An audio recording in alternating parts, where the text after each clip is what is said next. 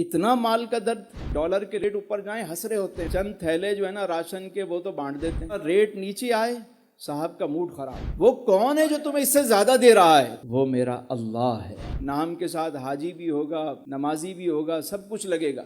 گوروں کی بڑی مثالیں دیتے ہیں، حکمرانوں نے بھی ادھار لیا ہوا ہے۔ کچھ ایسے لوگ بھی آ گئے ہیں مارکیٹ میں، یہ پرچی ہمیں دے دو، جھوٹ پہ کاروبار چلتا، پورا سسٹم اس سے ڈسٹرب ہو رہا ہے۔ حضرت عبد الرحمن بن عوف نے 4 خوبیاں بتائی۔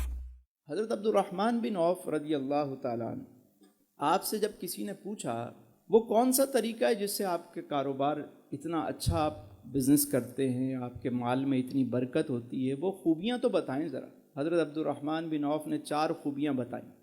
آپ فرماتے ہیں کم نفع کی بنیاد پہ چیز کو فروخت کر دیتے ہیں، یعنی زیادہ لالچ نہیں کرتے، مال آیا تھوڑا سا پروفٹ رکھا، مال کو بیچ دیا، زیادہ کی لالچ نہیں کرتے، مال خریدا تھوڑا نفع ملا اسے بیچ دی۔ دوسری بات فرمائی ذخیرہ اندوزی نہیں کرتے تھے، مال کو ذخیرہ کر کے نہیں رکھتے تھے۔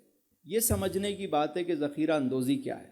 ایک تو یہ ہے کہ آپ نے مال خریدا، ظاہر ہے کہ گندم کا سیزن ہے، فصل اچھی ہے، کراپ آ گئی ہے مارکیٹ میں، تو اس وقت اتنی ڈیمانڈ نہیں ہوتی، آپ نے لے کے گودام میں رکھ لی، لیکن جیسے ہی مارکیٹ میں ڈیمانڈ آئی آپ نے مال کو بیچ دیا۔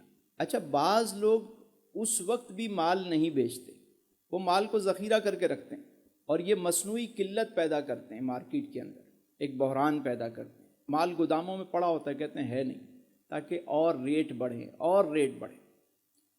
اس طرح کی قلت پیدا کرنا، جو اشیاء ضروری ہیں ایسی ذخیرہ اندوزی حرام ہے، بلکہ اب تو مافیاز ہیں، اور وہ لوگ بھی ہیں اس میں کہ جن کی اپنی مونوپولی بنی ہوئی ہے، گروپس ہیں، وہ ایکا کر لیتے ہیں، بیٹھ جاتے ہیں کہ نہیں اس ریٹ پہ ہم بیچیں گے، اس سے کم میں ہم نہیں بیچیں گے۔ جبکہ دین ہمیں کیا سکھاتا ہے؟ حضرت عبد الرحمن بن عوف کہہ رہے ہیں کہ میں ذخیرہ اندوزی نہیں کرتا۔ ایک مرتبہ مدینہ شریف میں اجناس کی قلت ہو گئی، حضرت عثمان غنی رضی اللہ تعالیٰ عنہ کا اونٹوں پر لدا ہوا ایک قافلہ جو ہے سامان کا مدینہ طیبہ پہنچا، سینکڑوں اونٹ۔ آپ حضرت عثمان غنی بھی بہت بڑے کاروباری بزنس مین تھے، تجارت فرماتے تھے، تو جیسے ہی وہ قافلہ پہنچا تو مدینہ شریف کے تمام جو تاجر تھے وہ جمع ہو گئے۔ انہوں نے کہا عثمان 1% نفع لے لو، مال ہمیں بیچ دو۔ کسی نے کہا 2% پروفٹ لے لو، آپ نے فرمایا مجھے اس سے زیادہ مل رہا ہے۔ کہا بھئی 3% لے لو، کہا مجھے زیادہ مل رہا ہے۔ کہا 4% لو، کہا مجھے زیادہ مل رہا ہے۔ تو سارے تاجر ایک دوسرے کو دیکھنے لگے، کہنے لگے عثمان مدینے کے سارے تاجر تو یہاں پر موجود ہیں، وہ کون ہے جو تمہیں اس سے زیادہ دے رہا ہے؟ حضرت عثمان غنی نے فرمایا وہ میرا اللہ ہے۔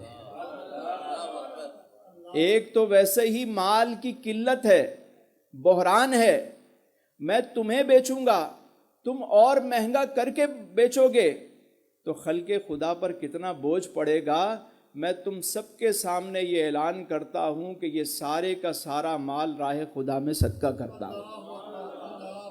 بانٹ دیا، نہیں بیچا۔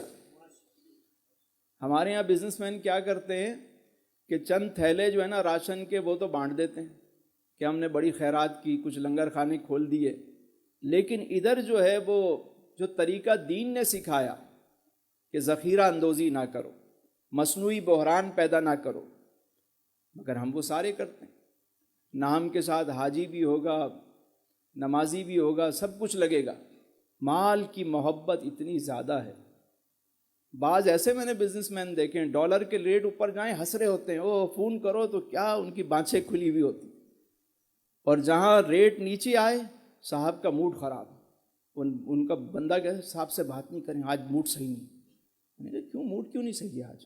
میں نے پتہ نہیں، صبح سے صاحب بڑے ڈسٹرب، پتہ چلا ڈالر کے نیج اس دن نیچے آئے ہوئے تھے۔ اتنا مال کا درد۔ الذی جمع مالا وعددا یحسب ان مالہ اخلد۔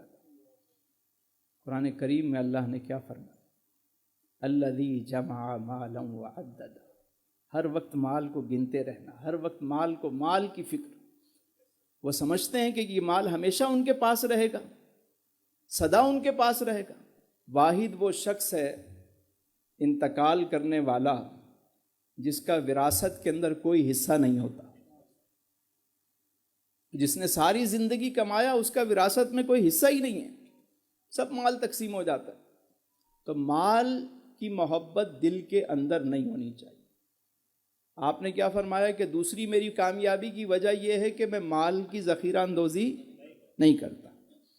तीसरी बात फरमाई बड़ी ज़बरदस्त, ये सीखने की बातें जो बिज़नेस करना चाहते हैं लोग आजकल तो गोरों की बड़ी मिसालें देते हैं, इंटरप्रेन्योर के हवाले से तो फलां के हवाले से तो जनाब लीडरशिप पढ़ाई जाती है, तो बिज़नेस पढ़ाया जाता है, तो फलां पढ़ाया जाता है। अरे ये सुनो, ये वो तरीक़ा है जो अल्लाह के रसूल ने अपने सहाबा को सिखाया और सहाबा ने हमें बताया। और फिर तरबियत भी तो किसकी थी? हाय हाय।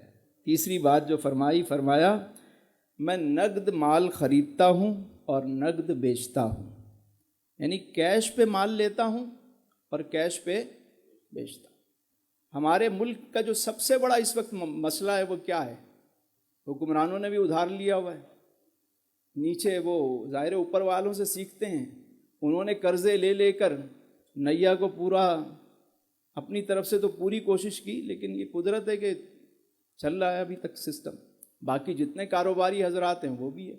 बल्कि अब तो मार्केट का ये हाल है कि बेचारा छोटा गरीब कारखानेदार जो घर में कोई छोटा मोटा काम करके मार्केट में माल लेकर जाता है और बेचने जाता है, 30 दिन और 60 दिन का उसको चेक दे देते हैं, और उसके बाद जब वो पहुंचता है वो कहते हैं अभी नहीं, अभी बाद में आना। और कुछ ऐसे लोग भी आ गए हैं मार्केट में, वो कहते हैं ये पर्ची हमें दे दो, हम तुम्हें पैसे दे देते हैं लेकिन इतने पैसे काट के देंगे। यानी अगर 60,000 का चेक है तो 50,000 में ले जाओ, हम तुम्हें अभी पैसे देते हैं। वो गरीब आदमी के वही 5-10 हज़ार तो उसका नफ़ा था, वो तुमने मार लिया, उधर वो उधार पे ले रहा है। पूरा सिस्टम इससे डिस्टर्ब हो रहा है और कोई इसके बारे में बात ही नहीं कर रहा। हज़रत अब्दुर्रहमान बिन औफ को पढ़ें, आप फरमाते हैं कि मैं कैश पे माल ख़रीदता हूँ और ये कामयाबी का उसूल है। आखिरी बात आपने फरमाई और ये बड़ी अहम बात है, आपने फरमाया मैं अपने माल का ऐब बताकर बेचता हूँ। माल का लो भाई, यहाँ तो तारीफ़ें ही ख़त्म नहीं होती। मतलब हमने तो दाग अच्छे होते हैं, वो बेचारा लगा रहा, उसने दाग कहाँ से पूरी बोतल खाली हो गई, दाग नहीं गया, मगर तारीफ़ें इतनी हो गई। तो हमारे यहाँ तो झूठ पे कारोबार चलता है। और हज़रत अब्दुर्रहमान बिन औफ क्या फरमा रहे हैं कि मैं अपने माल का। तो ये 4 बातें हज़रत अब्दुर्रहमान बिन औफ रज़ी अल्लाह ताला ने बताईं, और यही दीन इस्लाम के वो ज़री उसूल हैं कि जिस पर आज भी कोई अमल करे तो कामयाबी उसके कदम चूमे। मेरा रब आप सबको आसानियाँ अता फरमाए और आसानियाँ तकसीम करने का शर्फ अता फरमाए।